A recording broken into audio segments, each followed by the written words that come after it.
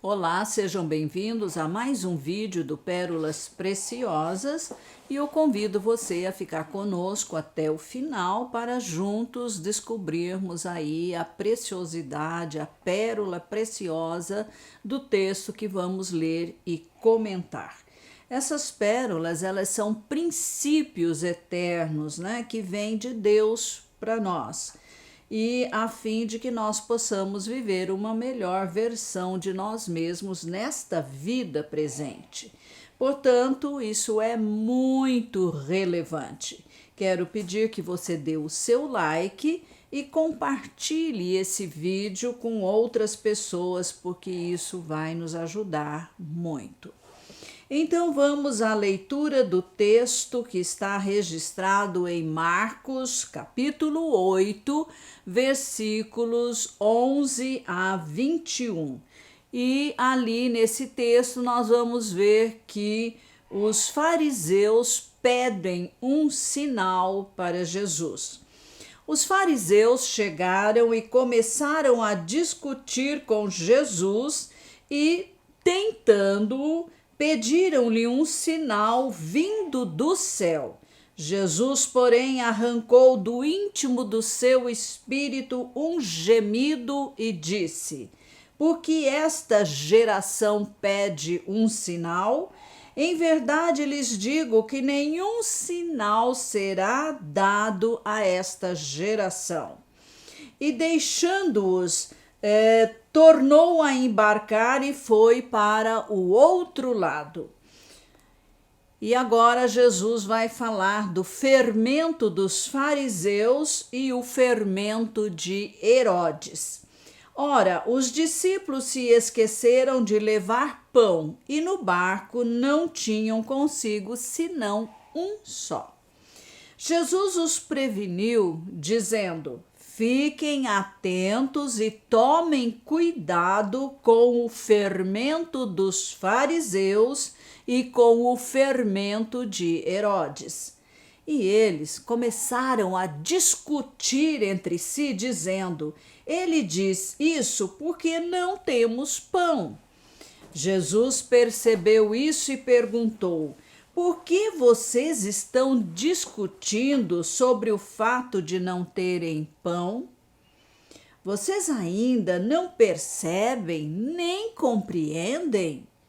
Têm o coração endurecido? Tendo olhos não veem e tendo ouvidos não ouvem? Não se lembram de quando parti os 5 pães para 5.000, quantos cestos cheios de pedaços vocês recolheram? Eles responderam: 12. E de quando parti os 7 pães para os 4.000? Responderam: 7 cestos de sobra. Ao que Jesus lhes disse: Vocês ainda não compreendem?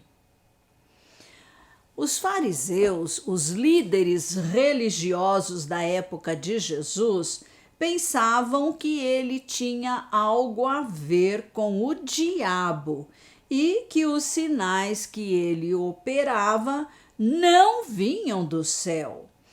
Por isso pediram que ele desse um sinal que viesse do céu, que viesse de Deus, presumindo que ele não conseguiria, então poderiam debochar dele e desacreditá-lo diante de todo o povo.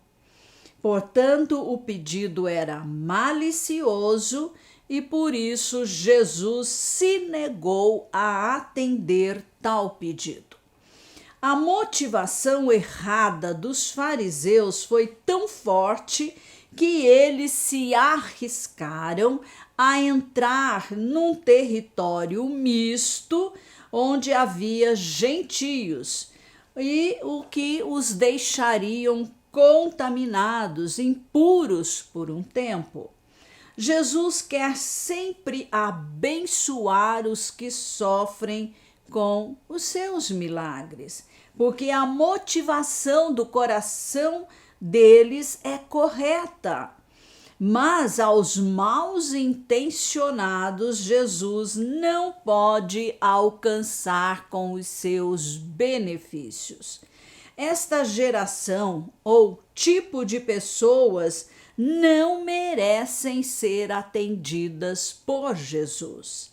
A perversidade nos afasta da bondade de Deus, da bondade de Jesus. Em todas as épocas da história da humanidade, sempre houve pessoas perversas, maldosas, e não é diferente em nossos dias, em que pessoas querem ridicularizar Jesus. De fato, a vida de Jesus foi um grande sinal e as gerações seguintes têm reconhecido isso. Sempre houve uma geração fiel, confiante em Jesus Cristo. E sempre houve a geração maldosa, ímpia, que desacreditou e debochou de Jesus. Pois até o dia de hoje nós temos que nos quebrantar diante dos ensinamentos de Jesus e escolhermos obedecê-los. A má geração da época de Jesus recebeu o sinal imenso da sua vinda como filho do homem e filho de Deus. Jesus, com seu ministério poderoso, demonstrou que de fato era o Messias prometido à nação de Israel.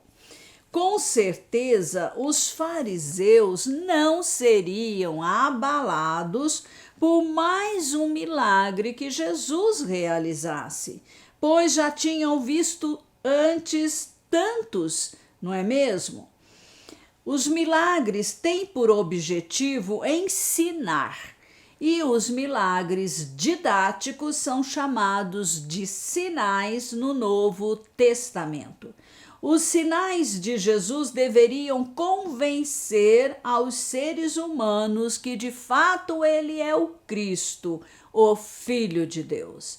Os apóstolos de Jesus operaram muitos dos sinais de Jesus, e isto para ajudar o ministério do evangelismo em seu nome.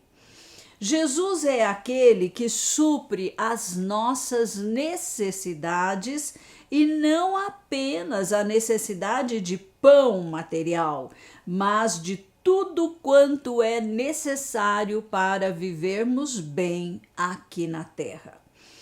É importante observar pelo relato do texto que há pão com fermento ruim e há pão com fermento bom.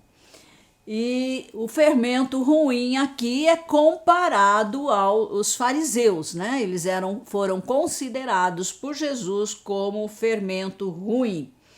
E isto remete aos seus ensinamentos equivocados, errados, ludibriando o povo com sua religião hipócrita, só de aparências. Jesus é o pão da vida, o pão que desceu do céu direto do Pai Celestial para todo aquele que crê nele e o confessa como seu único Salvador e Senhor pessoal.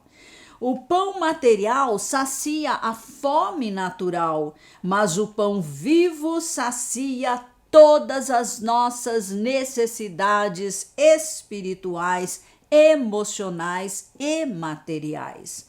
Só Jesus é esse pão da vida.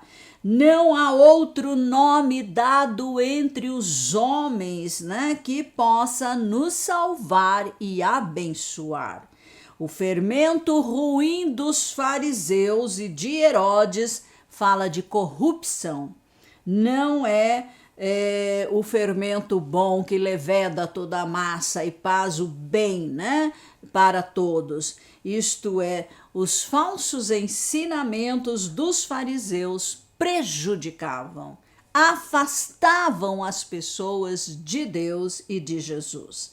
Eles eram culpados de se recusarem à verdade, de ignorarem os princípios espirituais, de hipocrisia, de mundanismo, de violência. E tudo isso pode ser simbolizado pelo fermento ruim. Eles se ajustavam a qualquer poder político mau e encontravam um modo de servirem a si mesmos, vivendo no luxo em meio à turbulência, o sofrimento do povo de Israel. Aos fariseus e saduceus faltava o poder político, mas eles exerciam grande influência entre o povo. Então, usavam o povo para agradar os políticos da época. E eles fizeram o povo se voltar contra Jesus.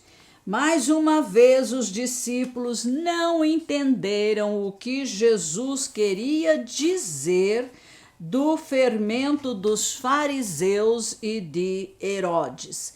Jesus não estava falando sobre pão natural, mas sim dos seus ensinamentos. Jesus corrigiu seus apóstolos pela dificuldade de entender quando ele falou de coisas espirituais e não do pão natural, porque eles já haviam visto 2 multiplicações de pães e peixes naturais. Eles eram muito lentos para aprender conceitos espirituais. Será que nós temos essa mesma dificuldade? Talvez neste exato momento Jesus esteja nos perguntando: você não se lembra de quando eu fiz isso, aquilo por você? Nós somos tendentes a esquecer o que ele já fez por nós, porque estamos focados na necessidade deste momento.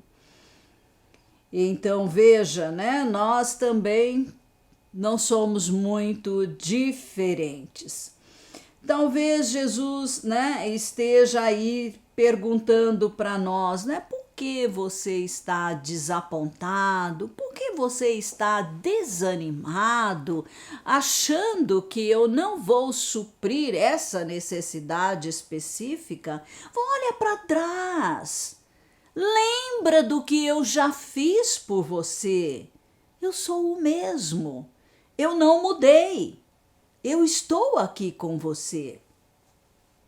A nossa incredulidade sempre deixa Jesus perplexo. A pergunta de Jesus é para que nós nos lembremos do que ele já fez por nós, para nos alavancar a um nível mais elevado de fé, de confiança nele. Quando fazemos isso, só nos resta dizer: sim, Senhor, é verdade. Se já fui abençoado, então eu serei novamente, porque o Senhor é o mesmo. Assentimento intelectual não basta. Precisamos tomar posse do que já é nosso em Cristo Jesus. O que ele conquistou para nós já é nosso por direito de redenção. Ali na cruz do Calvário, ele levou a nossa morte, doença, pobreza, derrota, fracasso, maldição. E através da sua ressurreição, ele venceu tudo isso. Sua vitória é a nossa vitória. A pérola preciosa que encontramos neste texto é: você precisa compreender quem é Jesus e o que ele conquistou para você. Quando nós compreendemos, assimilamos, interiorizamos isto, nós não vamos titubear quando a crise bater à nossa porta, quando o dia mau chegar, né? Quando a dificuldade aparecer, nós vamos descansar na nossa fé, na nossa confiança de que Ele vai nos ajudar. Porque Deus é bom, Jesus é bom, Ele nos ama, Ele quer o melhor para nós, Ele quer nos levar de um nível de intimidade com Ele a um outro nível, um nível de conhecimento a outro nível de conhecimento revelado de quem Ele é para nós. Amém.